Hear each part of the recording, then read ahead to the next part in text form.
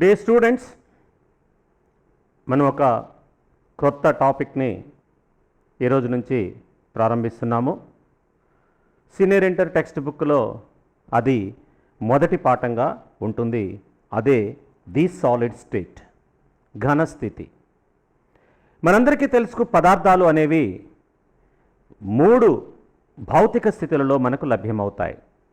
Matter is exist in 3 physical states. They are gaseous state, liquid state and solid state. పదార్థం అనేది మనకు మూడు భౌతిక స్థితులలో లభ్యమవుతుంది. అది ఒకటి వాయుస్థితి, 2 ద్రవస్థితి, 3 ఘనస్థితి. ఇక్కడ ఈ మూడు స్థితులలో వాయువులకు ద్రవాలకు లేని ఒక ప్రత్యేకమైన లక్షణము ఈ ఘన పదార్థాలకు ఉన్నట్టు మనకు తెలుసు. ఎందుకంటే వాయువులకు నిర్దిష్టమైన ఆకారం లేదు, అలాగే ద్రవాలకు కూడా నిర్దిష్టమైన ఆకారం అనేది ఉండదు. కానీ ఘన పదార్థాలకు నిర్దిష్టమైన ఆకృతి ఉంటుంది. ఈ నిర్దిష్టమైన ఆకృతిని కలిగి ఉండటాన్నే రిజిడిటీ అంటారు. రిజిడిటీ అంటే స్థిరంగా ఉండిపోవటం, ఒక మన ఇది కలిగి ఉండటాన్ని. జడత్వము లేదా జడత్వం అనకూడదు, కానీ రిజిడిటీ అంటారు ఇంగ్లీష్లో. అంటే అది కఠినంగా ఉండే స్వభావాన్ని కలిగి ఉంటుంది, ఒక స్థిరమైన ఆకృతిని కలిగి ఉంటుంది. దాని ఆకృతిని మనం మార్చడానికి వీలు కాదు. అదే ద్రవాలు వాయువులైనట్లయితే వాటికి ఒక స్థిరమైన ఆకృతి అనేది ఏమీ ఉండదు. అవి ఏ పాత్రలో మనం తీసుకుంటామో ఆ పాత్ర ఆకృతిలోనికి అవి మారిపోతూ ఉంటాయి. ఆ స్వభావాన్ని, తన ఆకృతిని నిరంతరం మార్చుకునే స్వభావాన్ని ఏమంటారంటే ఫ్లూయిడిటీ అంటారు. కాబట్టి వాయువులను ద్రవాలను రెండింటినీ కలిపి ఫ్లూయిడ్స్ అంటారు. సాలిడ్స్ని మనం భిన్నంగా చూస్తూ ఉంటాం. This character is said to be rigidity. ఈ ఘన పదార్థాలు ఒక స్థిరమైన ఆకృతిని కలిగి ఉండటానికి గల ప్రధాన కారణం ఏంటంటే వాటిలో ఉండే అణుఘటక, అది పరమాణువులు అవ్వచ్చు, అణువులు అవ్వచ్చు, అయానులు అవ్వచ్చు. ఈ అణుఘటకాలు ఏవైతే ఉంటాయో ఇవి ఒక స్థిరమైన స్థానాలలో నిర్దిష్టంగా ఒక ఆకృతిలో అవి అమరి ఉంటాయి. కాబట్టి ఘన పదార్థాలు మనకు ఒక స్థిరమైన ఆకృతిని కలిగి ఉంటాయి. ఇక్కడ కొన్ని భౌతిక ధర్మాలను ఆధారం చేసుకొని ఘన పదార్థాలను మరలా 2 విభాగాలుగా విభజించడం జరిగింది. అవేంటంటే అమార్ఫస్ సాలిడ్స్, క్రిస్టలిన్ సాలిడ్స్. ఏమిటవి? ఒకటి వచ్చేసి అమార్ఫస్ సాలిడ్స్.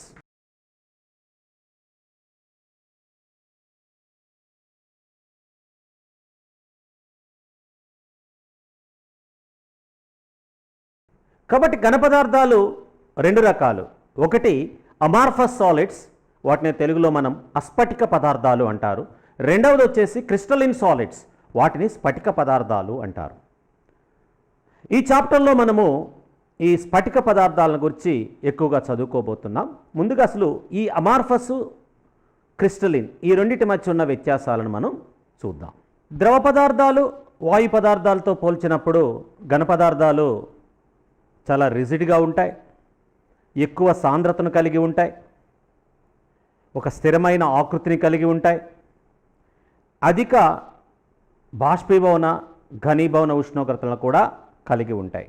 ఇవన్నీ కూడా అన్ని రకాల ఘన పదార్థాలకు ఉండే లక్షణాలు.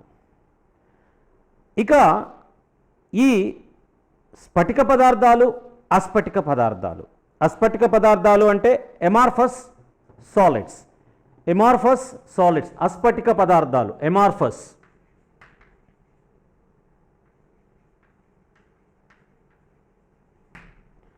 క్రిస్టలిన్ సాలిడ్స్, స్ఫటిక పదార్థాలు. ఈ రెండింటి మధ్య ఉన్న వ్యత్యాసం ఏంటి? ఈ అమార్ఫస్ సాలిడ్స్ మనం చూసుకున్నట్లయితే ఈ అమార్ఫస్ సాలిడ్స్లో ఇది 2 కూడా స్ట్రక్చర్స్, మనం ఒకటి స్ఫటికము, ఇంకొకటి అస్ఫటికము. దీనిని క్వార్ట్జ్ అంటారు.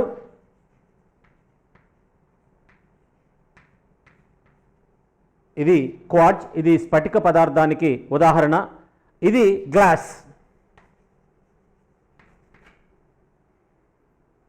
ఈ గ్లాసు, క్వార్ట్జ్, ఈ రెండు కూడా మనం గమనించినట్లయితే రసాయనికంగా రెండూ ఒకటే. ఇందులో ఉండే అనుఘటక మూలకాలు, గ్లాసులో ఏ అనుఘటక మూలకాలు ఉంటాయో క్వార్ట్జ్లో కూడా అదే అనుఘటక మూలకాలు ఉంటాయి. చూడటానికి రెండూ ఘనస్థితిలోనే ఉంటాయి, రెండూ స్థిరమైన ఆకృతిలో ఉన్నట్లు మనకు కనిపిస్తూ ఉంటాయి. మరి రెండింటికి మధ్యన వ్యత్యాసం ఏంటి? Both quartz and glass are chemically same. The constituent particles present in it are same. But what is the difference? They appear in equal manner. The basic difference is, here in the glass, the same constituent particles are irregularly arranged, whereas in crystalline, you can observe that the arrangement of the constituent particles is in a regular pattern. This is the first difference.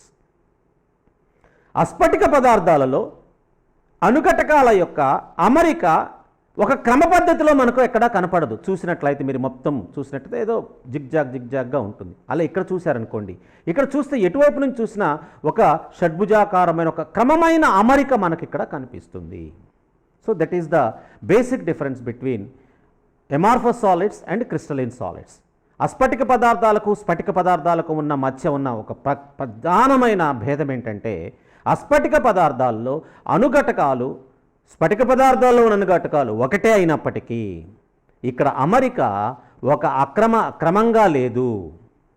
ఇక్కడికి వచ్చేసరికి ఒక క్రమ పద్ధతిలో ఉన్నది. దీని కారణంగా ఈ గ్లాస్లో మనకు ఫ్లూయిడిటీ అనేది కనిపిస్తూ ఉంటుంది. మనకు చూసినట్లయితే జనరల్గా గ్లాస్ తయారు చేసేటప్పుడు మన కిటికీలలో, ఇళ్లలో, మనం అన్ని చోట్ల మనం కిటికీలలో ఈ గ్లాసును బిగిస్తాం. బీరువాలకు కానీ ఎక్కడైనా సరే అద్దాలను బిగిస్తూ ఉంటాం గ్లాస్. మీరు పాతవేవైనా ఒక అద్దాలను మీరు పరిశీలించినట్లయితే అవి పై భాగంలోనేమో పలుచగా ఉండి కింది భాగంలోకి వచ్చేసరికి కొంచెం మందంగా ఉన్నట్లు మనకు కనిపిస్తూ ఉంటుంది. అంటే చాలా పురాతనమైన కట్టడాలలో మనం పరిశీలించేటప్పుడు మనకు ఆ మార్పు కనిపిస్తూ ఉంటుంది. కారణం ఏంటంటే అక్కడ అణువులు కొంచెము ఆ ఫ్లూయిడిటీ అంటే ద్రవాలలో, వాయువులలో ఉండే ఆ ధర్మం ఆ స్థాయిలో లేకపోయినా కొద్దిగా అలాంటి ధర్మాన్ని ప్రదర్శించడం వలన దీని ఆకృతిలో కొంచెం మార్పు వచ్చినట్టు మనం గమనించవచ్చు. అంటే పురాతనమైన గాజు వస్తువులు మనం గమనిస్తే వాటిలో ఆకృతిలో కొంత మార్పు వచ్చినట్లు మనకు తెలుస్తూ ఉంటుంది. అడుగు భాగాన మందంగా ఉంటూ పై భాగాన పల్చగా ఉన్నట్లు మనకు అవి కనిపిస్తూ ఉంటాయి. అదే ఈ క్రిస్టలైన్స్లోకి వచ్చేసరికి మనకు అలాంటి మార్పు అనేది కనపడదు. అది పర్ఫెక్ట్గా ఎంతకాలమైనా సరే ఒకే రకంగా ఉంటాయి. ఇక్కడ మనం తీసుకున్న ఎగ్జాంపుల్ రెండూ కూడా ఒకే రసాయనిక ఫార్ములాను కలిగి ఉన్నాయి, క్వార్ట్జ్ కానీ గ్లాస్ కానీ. ఇక్కడ మనకు గమనించినట్లయితే ఈ క్వార్ట్జ్లో ఈ గ్లాసులో కూడా ఈ ప్రాంతంలో మనకు కొంత క్రమమైన అమరిక మనకు కనిపిస్తూ ఉంటుంది. అంటే అస్ఫటిక పదార్థంలో కూడా కొద్ది ప్రదేశంలో, కొంత ప్రాంతంలో కొంత క్రమమైన అమరిక ఉన్నట్లు మనకు కనిపిస్తూ ఉంటుంది. దాన్నే క్రిస్టలైట్స్ అంటారు. అంటే అస్ఫటిక పదార్థములో ఒక క్రమమైన అమరికను కలిగి ఉన్న భాగాన్ని క్రిస్టలైట్ అని అంటారు. ఈ అస్ఫటిక పదార్థాలకున్న మరి ఒక స్ఫటిక పదార్థాలకు అస్ఫటిక పదార్థాలకు ఉన్న మరి ఒక వ్యత్యాసం ఏంటంటే, ఈ స్ఫటిక పదార్థాలు ఒక స్థిరమైన ద్రవీభవన స్థానాన్ని కలిగి ఉంటాయి. They have sharp melting point. అంటే మనకు తీసుకున్నాం అనుకోండి, క్వార్ట్జ్ తీసుకుంటే సపోజ్ ఫర్ ఎగ్జాంపుల్ ఒక 1800 డిగ్రీ సెంటిగ్రేడ్ దగ్గర అది మెల్ట్ అవుతుందంటే ఖచ్చితంగా క్వార్ట్జ్, ఎలాంటి క్వార్ట్జ్ అయినా సరే కరెక్ట్గా ఆ 1800 డిగ్రీ సెంటిగ్రేడ్ దగ్గరే అది మెల్ట్ అయ్యి లిక్విడ్గా మారుతుంది. లేదు 900 అంటే 900 దగ్గరే మెల్ట్ అవుతుంది. అంటే మనకు ఈ క్రిస్టలిన్స్కి ఒక షార్ప్ మెల్టింగ్ పాయింట్ అనేది మనం చెప్పగలము. అంటే ఒక్కొక్క స్ఫటికానికి ఒక్కొక్కటి ఉంటుంది. జనరల్గా ఇవి చాలా ఎక్కువగా ఉంటాయి, 900 పైనే ఉంటూ ఉంటాయి. కాబట్టి ఆ ఎక్కడో చోట అయినా సరే 900 అని, 1000 అని, 1100 అని, 1200 అని, 2000 అని, 2500 అని, 2700 అని ఒక షార్ప్గా ఒక డిగ్రీ మనం దాన్ని మెన్షన్ చేయగలము. అది అస్ఫటిక పదార్థాలకు మెల్టింగ్ పాయింట్కి వచ్చేసరికి ఇక్కడ షార్ప్ మెల్టింగ్ పాయింట్ అనేది వీటికి ఉండదు. దీని మెల్టింగ్ పాయింట్ ఏంటి చెప్పమంటే 100 to 150 డిగ్రీ సెంటిగ్రేడ్, లేదా 150 to 175 డిగ్రీ సెంటిగ్రేడ్, లేదా 175 to 190 డిగ్రీ సెంటిగ్రేడ్, లేదా 200 to 250 ఒక రేంజ్లో మనం దాని యొక్క మెల్టింగ్ పాయింట్ చెప్పగలము. కానీ ఖచ్చితంగా దీని మెల్టింగ్ పాయింట్ ఇంత అని చెప్పేసి ఈ అస్ఫటిక పదార్థాలకు మనం చెప్పటానికి సాధ్యము కాదు. కాకపోతే ఆ స్ఫటిక పదార్థాలలో మనకు చాలా ఉపయోగాలు ఉన్నాయి.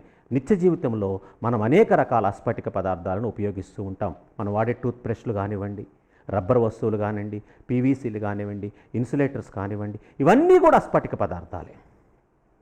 మన ఇంట్లో వాడే అనేక ప్లాస్టిక్ వస్తువులు, అంటే రబ్బర్ వస్తువులు, ఇవన్నీ కూడా స్ఫటిక పదార్థాలకు ఉదాహరణలు.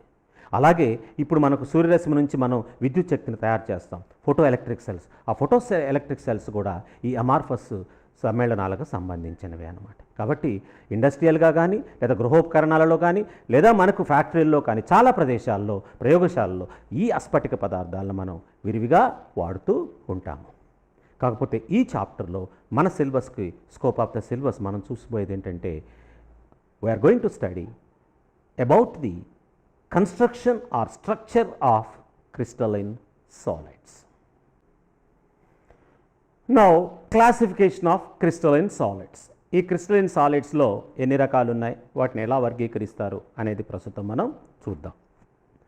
మనకు ఏదైనా సరే ఒక పదార్థం ఉన్నట్లయితే ఆ పదార్థం యొక్క భౌతిక ధర్మాలన్నీ కూడా ఆ పదార్థంలో ఉండే అనుఘటకాల మధ్య ఉండే బంధాల మీదనే ఆధారపడి ఉంటాయి. బయట ధర్మాలంటే melting point, boiling point, freezing point, next ఇంకా మిగిలిన భౌతిక ధర్మాలన్నీ కూడా అందులో ఉండే అనుఘటకాల మధ్య ఉండే బంధాల మీద ఆధారపడి ఉంటాయి. మనకు ఈ క్రిస్టలైన్ సాలిడ్స్లో ఆ సాలిడ్స్లో ఉండే అనుఘటకాల యొక్క బంధాల స్వభావాన్ని బట్టి వీటిని మనం 4 రకాలుగా వీటిని విభజించుకోవచ్చు. అవి ఒకటి వచ్చేసి అయానిక్ సాలిడ్స్, అంటే అనుఘటకాల మధ్య అయానిక బంధాలు ఉన్నట్లయితే అలాంటి సాలిడ్స్ని అయానిక్ సాలిడ్స్ అంటారు. రెండవ రకం వచ్చేసి మాలిక్యులర్ సాలిడ్స్. మాలిక్యులర్ సాలిడ్స్ అంటే వీటిలో in between molecules van der Waals force of attractions లాంటివే ఉంటాయి, కానీ but within the molecule they may have covalent bonds or something like that. అలాంటి వాటిని మనం మాలిక్యులర్ సాలిడ్స్ అంటారు. తరువాత వచ్చేసినట్లయితే కోవలెంట్ సాల్ట్స్, ఎక్కడైతే నీకు కోవలెంట్ బంధాల చేత అనుఘటకాలన్నీ కూడా బంధించబడి ఉంటాయో వీటిని కోవలెంట్ సాలిడ్స్ అంటారు. ఈ కోవలెంట్ సాలిడ్స్ని మనము నెట్వర్క్ సాలిడ్స్ అని కూడా అంటారు. అంటే అణువులో మాత్రమే కోవలెంట్ బంధాలు ఉంటూ ఏ అణువు కాను విడివిడిగా ఉంటూ అవి వాండర్వాల్ ఫోర్స్ ఆఫ్ అట్రాక్షన్తో బంధించబడి ఉంటేనేమో వాటిని మాలిక్యులర్ సాలిడ్స్ అంటారు. అలా కాకుండా ఒక అనుఘటకం ఇంకొక అనుఘటకాలతో కంప్లీట్గా స్ట్రాంగ్ బాండ్స్లో ఫామ్ అయి ఉంటే వాటిని నెట్వర్క్ సాలిడ్స్ అంటారు. అంటే మాలిక్యులర్ సాలిడ్స్ కూడా కోవలెంట్ సాలిడ్సే, అందులో కూడా కోవలెంట్ బాండ్స్ ఉంటాయి, బట్ మాలిక్యూల్కి మధ్య కోవలెంట్ బాండ్స్ ఉంటాయి. ఇక్కడ ఒక మాలిక్యూల్, సింగిల్ మాలిక్యూల్ అనేది ఏమీ ఉండదు. Total through out the crystal ఈ బాండ్స్ ఆర్ యూనిఫామ్లీ డిస్ట్రిబ్యూటెడ్ అనమాట. అలాంటి వాటిని నెట్వర్క్ సాలిడ్స్ అంటారు. ఇక 4వది వచ్చేసినట్లయితే మెటాలిక్ సాలిడ్స్. మెటల్ క్రిస్టల్లో ఈ అయాన్స్ మెటాలిక్ బాండ్ చేత బైండ్ అయి ఉంటాయి. వాటిని మనం మెటాలిక్ సాలిడ్స్గా మనం చెప్పుకుంటూ ఉంటాం. ఫస్ట్ మనం అయానిక్ సాలిడ్స్ విషయానికి వచ్చినట్లయితే బెస్ట్ ఎగ్జాంపుల్గా మనం సోడియం క్లోరైడ్ని తీసుకోవచ్చు. అయానిక్ కాంపౌండ్స్ అంటే పాజిటివ్ అయాన్, నెగిటివ్ అయాన్ మధ్య ఉండే ఎలక్ట్రోస్టాటిక్ ఫోర్స్ ఆఫ్ అట్రాక్షన్ని మనం అయానిక్ బాండ్స్ అంటారు. ఈ అయానిక్ బాండ్లో ఆపోజిట్లీ చార్జ్డ్ స్పీసెస్ అన్నీ కూడా ఒక చార్జ్డ్ స్పీసెస్ చుట్టూ ఆపోజిట్లీ చార్జ్డ్ అయాన్స్ ఒక స్పెసిఫిక్ ప్యాటర్న్లో అరేంజ్ అవుతూ those bonds are present throughout the crystal, bulk of the crystal. ఆ క్రిస్టల్ మొత్తం కూడా బంధాలు అనేవి అక్కడ అణువు అనే పదము లేదా మాలిక్యూల్ అనే టర్మ్ మనకు అయానిక్ కాంపౌండ్స్లో ఉండదు. మనం తీసుకున్నట్లయితే సోడియం క్లోరైడ్ క్రిస్టల్లో each sodium ion is surrounded by 6 Cl- ions and each Cl- ion is surrounded by 6 Na+ ions. That we call it as a coordination number.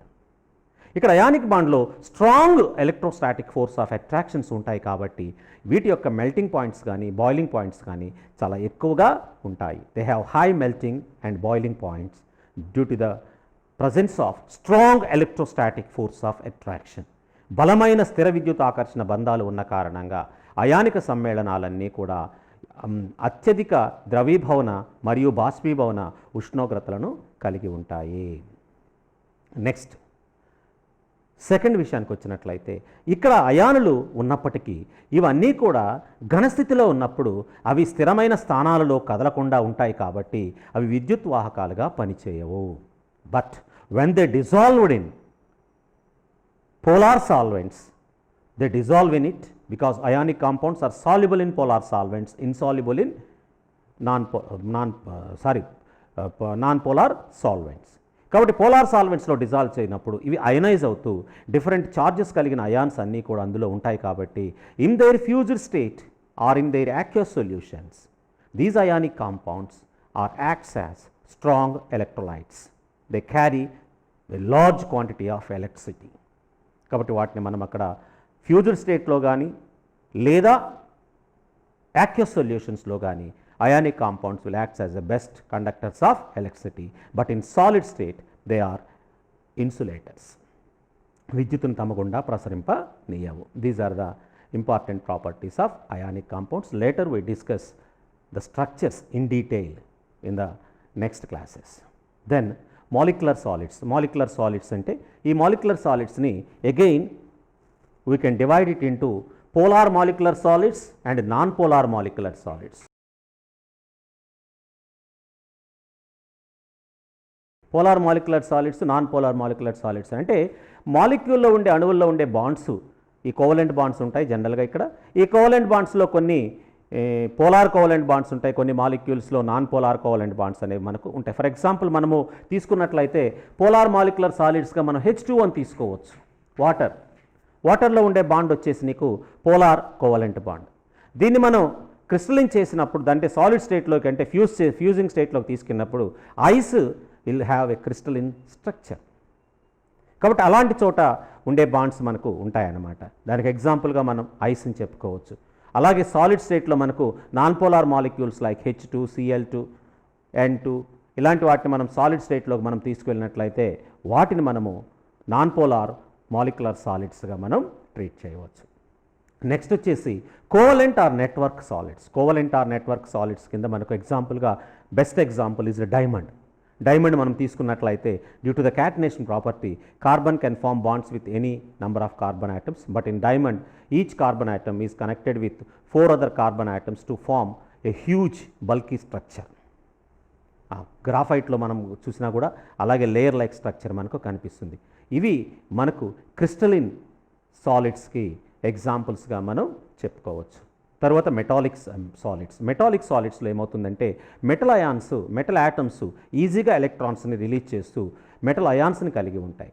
Electron అనేది ఒక pool లాగా ఏర్పడితే ఆ ఎలక్ట్రాన్ పూల్లో నెగిటివ్ చార్జ్ ఎలక్ట్రాన్ పూల్లో ఈ metal ions immerse అవుతూ strong electrostatic force of attraction కలిగి ఉండటం వల్ల high melting and boiling points కలిగిన ఒక సాలిడ్ స్ట్రక్చర్ని అవి కలిగి ఉంటాయి. అవి they are the examples for solid metallic crystals. So this is the classification of crystalline substances. Next, probing the structure of a solid. ఒక సాలిడ్ని ఇప్పటిదాకా మనం ఏం చెప్పుకున్నాము, ఇన్ని రకాల సాలిడ్స్ ఉన్నాయి. ఈ సాలిడ్స్లో కన్స్టెంట్ పార్టికల్స్ ఇట్లా క్రమ పద్ధతిలో ఉన్నాయి, కొన్నిట్లో క్రమరాహిత్యంగా ఉన్నాయి, అంటే ర్యాండమ్నెస్ని కలిగి ఉన్నాయి, కొన్నిట్లోనేమో పర్ఫెక్ట్గా ఉన్నాయని మనం చెప్పుకుంటూ వచ్చాం. అసలు ఈ కన్స్టిట్యూయెంట్ పార్టికల్స్ మన కంటికి ఏమీ కనపడవు. మరి కంటికి కనపడకుండా చూడటానికి ఏమో అంతా యూనిఫామ్గా మనకు కనిపిస్తుంది. ఫర్ ఎగ్జాంపుల్ ఇక్కడ మనం బ్లాక్ బోర్డ్ ఇక్కడ మనం చూస్తున్నాం, గ్రీన్ బోర్డ్. ఈ గ్రీన్ బోర్డ్ మీకు ఏమనిపిస్తుంది? కంప్లీట్గా ఉన్నట్టు కనిపిస్తుంది. కానీ ఇది కంప్లీట్గా యూనిఫామ్గా కంటిన్యూస్గా ఉండదు. ఇక్కడ ఈ కన్స్టెంట్ పార్టికల్స్ మధ్య గ్యాప్స్ కూడా మనకు ఉంటూ ఉంటాయి. కాకపోతే మన కన్ను ఆ గ్యాప్స్ని విజిబుల్ చేయలేదన్నమాట. కాబట్టి WH brag, William henry brag, అలాగే విలియం లారెన్స్ బ్రాగ్, ఈ విలియం హెన్రీ బ్రాగ్ యొక్క కొడుకు విలియం లారెన్స్ బ్రాగ్ అనమాట.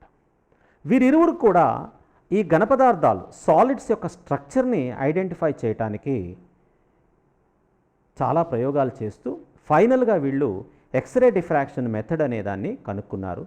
దీనికి వాళ్ళిరువురికి కలిపి ఫాదర్ అండ్ సన్ ఇద్దరికి కలిపి నోబెల్ ప్రైజ్ కూడా అనౌన్స్ చేయటం జరిగింది. ఎందుకంటే ఇది చాలా అచీవ్మెంట్. అసలు స్ట్రక్చర్ ఆఫ్ ఒక సాలిడ్ లోపల ఉండే ఆ స్ట్రక్చర్, ఆ నిర్మాణం అనేది ఎలా ఉన్నది, సోడియం క్లోరైడ్లో ఎలా ఉన్నది, సీసియం క్లోరైడ్లో ఎలా ఉంది, పొటాషియం క్లోరైడ్లో ఎట్లా ఉన్నది, లేదు గ్రాఫైట్లో ఎలా ఉంది, డైమండ్లో ఎలా ఉంది. ఇప్పుడు మనం చెప్పుకుంటున్నాం కొన్ని పదార్థాలు చాలా కఠినంగా కనిపిస్తుంటాయి, కొన్ని పదార్థాలు చాలా మృదువుగా కనిపిస్తూ ఉంటాయి, కొన్ని పదార్థాలు సాగే గుణాన్ని కలిగి ఉంటాయి, కొన్ని పదార్థాలు పెలుసుగా ఉంటాయి. వీటన్నిటి ధర్మాలకు ప్రధానమైన కారణం ఏంటి అంటే వాటి మధ్యలో ఉన్న బంధాలు, అమరి ఉన్న తీరు. అన్నిట్లో ఉండేది. ఇప్పుడు మనం కార్బన్ యొక్క రూపాంతరం అనేక రూపాంతరాలు చూసాము. కార్బన్ బ్లాంక్, ల్యాంప్ బ్లాక్ చూసాము, డైమండ్ చూసాం, మరి అత్యంత దృఢమైన డైమండ్ ఉంటుంది, అత్యంత పౌడర్ లాగా ఉండి దిగిపోయే ఒక ల్యాంప్ బ్లాక్ ఉంటుంది, అట్లాగే జారుడు స్వభావం కలిగిన గ్రాఫైట్ ఉంటుంది. వీటన్నిటిలో కూడా నిర్మాణంలో ఉన్న వ్యత్యాసాలే వీటి యొక్క ధర్మాలలో ఉన్న ప్రధాన వ్యత్యాసానికి గల కారణాలు. కాబట్టి నిర్మాణం అనేది ఒక సాలిడ్, ఒక ఘనపదార్థం యొక్క నిర్మాణం తెలుసుకోవటం అనేది ఇప్పుడు మనకు చాలా అది సులభంగా అనిపిస్తుంది. కాబట్టి ఆ రోజుల్లో ఇదొక పెద్ద అచీవ్మెంట్గా వాళ్ళుగా, అందుకే వారికి నోబెల్ ప్రైజ్ ఇవ్వటం జరిగింది. వారిద్దరూ కూడా, తండ్రి కొడుకులు ఇద్దరు కూడా ఒకసారి నది వెంబడి నడుచుకుంటూ వెళ్తూ ఉన్నప్పుడు దూరంగా కొన్ని పడవలు అక్కడ ఆగి ఉన్నట్లు వాళ్ళు చూశారు. పడవలన్నీ ఆగి ఉన్నప్పుడు చూసినప్పుడు ఒక పడవ మీద ఒక పడవ ఎక్కినట్టు, లేకపోతే అంత క్లమ్జీగా అట్లా అన్ని కిక్కిరిసి ఉన్నట్టు వాళ్లకు కనపడింది. కానీ దగ్గరగా వాళ్ళు నడుచుకుంటూ వచ్చి చూసేసరికి ఒక్కొక్క పడవ చాలా చాలా దూరంలో అవి లాంచ్ అయినట్టు వాళ్లకు కనిపిస్తూ ఉన్నది.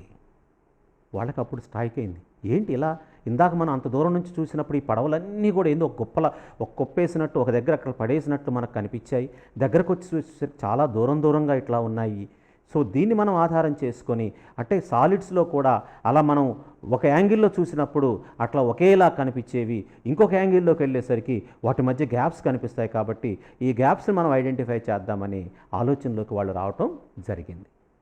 మీకు కూడా ఈ అనుభవాలు ఉంటాయి. మనం చూసినట్లయితే పల్లెటూళ్ళలో కానీ లేదా మనం బస్సులో ప్రయాణించేటప్పుడు అనేక తోటలు చూస్తుంటాం, పత్తి చేలు కానీ లేదా నెక్స్ట్ మనకు ఏవైనా హార్టికల్చర్ అంటే జామ చెట్లు లేదా నిమ్మ చెట్లు ఇలాంటివి, లేదా మిరప చెట్లు, ఇవి నాటేటప్పుడు వాళ్ళు ఇట్లా రోస్ లాగా హారిజాంటల్ రోస్ గాను వర్టికల్ రోస్ గాను పర్ఫెక్ట్గా మనకు చేస్తూ ఉంటారు వాళ్ళు.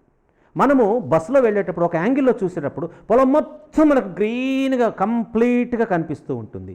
కానీ బస్సు కరెక్ట్గా ఇప్పుడు సపోజ్ ఇక్కడ నుంచి చూసామనుకోండి, ఇక్కడ నుంచి చూసినప్పుడు మొత్తం గ్రీన్గా కనిపిస్తూ ఉంటుంది. అంతా వాటి తలలు మొత్తం కలిసిపోయి ఒక మొక్క ఇంకొక మొక్క కలిసిపోయి అసలు గ్యాప్ అనేది లేనట్టు మనకు కనిపిస్తూ ఉంటుంది.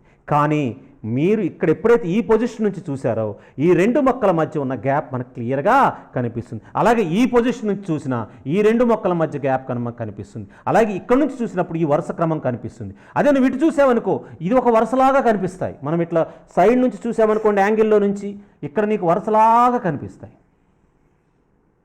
ఇటు చూడు, ఇది ఒక వరుసలాగా అట్లా నీకు కనిపిస్తుంది.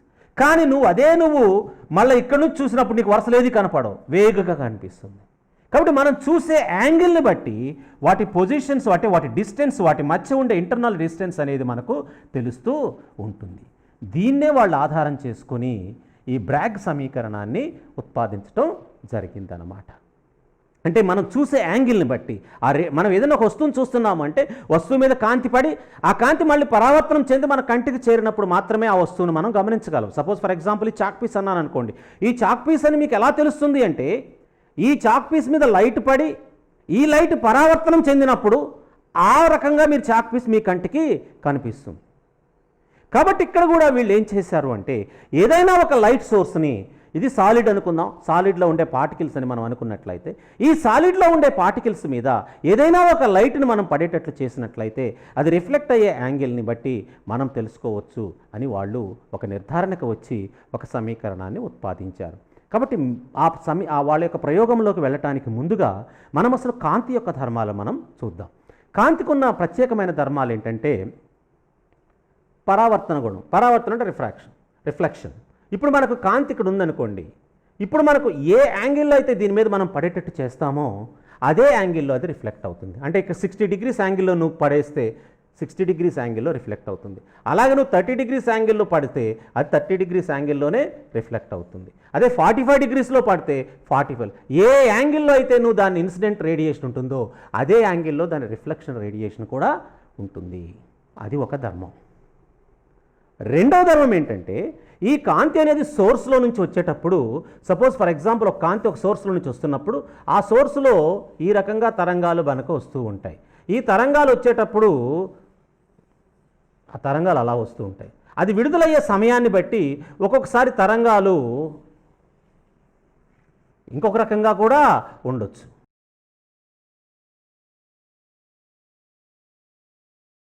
చూడండి, ఇక్కడ ఈ రెండు తరంగాలు మనం చూసినట్లయితే ఈ రెండు తరంగాలు ద్రోణి శృంగము ద్రోణి శృంగము ద్రోణి శృంగము ద్రోణి శృంగము ఇక్కడ కలిసినట్టు మనకు కనిపిస్తూ ఉంటాయి. కలిసినట్టు కనిపించినప్పుడు ఇక్కడ పాయింట్ ఒక ఎట్లా ఇంటరాక్షన్ పాయింట్ అయినప్పుడు ఇవన్నీ ఏమవుతాయంటే ఒక స్టేట్కి వచ్చిన తర్వాత యాంప్లిట్యూడ్ అవుతాయి. అంటే వాటి యొక్క తరంగ దైర్ఘ్యము ఆ రెండు తరంగాలు కలిసిపోయి ఇంకొక తరంగంగా అవి పెద్ద తరంగంగా అవి ఎక్కువ ఇంటెన్సిటీ కలిగిన తరంగా అవి మారిపోతాయి. అదే నువ్వు ఇక్కడ చూసుకున్నట్లయితే ఇవి రెండూ కూడా ఇలా ఒకదానికొకటి ఖండించుకుంటుంది. అలా ఖండించుకున్నప్పుడు ఏమవుతుందంటే ఫ్లాట్ అయిపోతుంది, వాటి తీక్షణత ఇంటెన్సిటీ అనేది తగ్గిపోతుంది. ఇట్లా ఇంటెన్సిటీ అనేది తగ్గిపోతుంది. ఇలాంటి చోట ఇంటెన్సిటీ అనేది డబుల్ అవుతుంది. కాబట్టి ఇట్లా ఇంటెన్సిటీ మనకు ఈ రకంగా వచ్చినట్లయితే ఇంటెన్సిటీ డబుల్ అవుతుంది. దాన్ని ఏమంటారంటే కన్స్ట్రక్టివ్ ఫేజ్ అంటారు. అలా కాకుండా ఈ రెండు గిన మనకు ఇలా వచ్చినట్లయితే దానివల్ల ఏమవుతుందంటే తీక్షణత తగ్గిపోతుంది. దాన్ని డిస్ట్రక్టివ్ ఫేజ్ అంటారు. కాబట్టి లైట్ డిఫ్రాక్షన్ జరిగినప్పుడు ఈ రకమైన సంఘటనలు మనకు అక్కడ కనిపిస్తూ ఉంటాయి. ఇవి రెండూ కూడా ఒకటి మనం గుర్తుంచుకోవాల్సింది. ఒకటి అది ఏ యాంగిల్లో అయితే ఇన్సిడెంట్ అవుతుందో అదే యాంగిల్లో అది రిఫ్లెక్ట్ అవుతుంది. రెండు తరంగాలు కలిసిపోవటం వల్ల కన్స్ట్రక్టివ్ ఫేజ్ వచ్చినట్లయితే దాని యొక్క ఇంటెన్సిటీ డబుల్ అవుతుంది ఆర్ ఇంక్రీజ్ అవుతుంది. అలా కాకుండా డిస్ట్రక్టివ్ ఫేజ్లోకి వచ్చినట్లయితే దాని ఇంటెన్సిటీ కంప్లీట్గా డెడ్ అయిపోతుంది. ఈ కన్స్ట్రక్టివ్ ఫేజ్ వల్ల మనకు ఒక ఫోటోగ్రాఫిక్ ప్లేట్ మీద దీన్ని మనం రికార్డ్ చేసినట్లయితే ఈ కన్స్ట్రక్టివ్ బ్యాండ్ అని డిస్ట్రక్టివ్ బ్యాండ్ అని రెండు రకాల మనకు కనిపిస్తూ ఉంటాయి. కన్స్ట్రక్టివ్ బ్యాండ్లో ఇట్లా వైట్ ప్యాచెస్ కనిపిస్తే డిస్ట్రక్టివ్ బ్యాండ్ వల్ల ఇలాంటి డార్క్ ప్యాచెస్ మనకు అక్కడ కనిపిస్తూ ఉంటాయి అన్నమాట. So this is constructive band and this is destructive band, this is constructive band and this is destructive band. Like that ఇక్కడ కన్స్ట్రక్టివ్ డిస్ట్రక్టివ్ బ్యాండ్స్ అనేవి మనకు ఏర్పడతాయి. అదే ఫోటోగ్రాఫిక్ ప్లేట్తో మనం రికార్డ్ చేసినప్పుడు ఇవి బ్రైట్ స్పాట్స్ను కూడా ఏర్పరుస్తాయి ఫోటోగ్రాఫిక్ ప్లేట్ మీద. ఈ బ్రైట్ స్పాట్స్ ఆధారంగా మనము ఆ పాయింట్స్ని ఐడెంటిఫై చేయటం, ఎక్కడ కన్స్ట్రక్టివ్ బ్యాండ్ ఏర్పడింది ఎక్కడ డిస్ట్రక్టివ్ బ్యాండ్ ఏర్పడిందో మనం తెలుసుకోవటానికి ఆస్కారం ఏర్పడుతుంది. దీన్ని ఆధారం చేసుకొని మనకు సాలిడ్లో ఉండే ఈ ఎక్స్రే డిఫ్రాక్షన్ ద్వారా వీళ్ళు ఆ పాయింట్స్ని కనుక్కోవటం జరిగింది.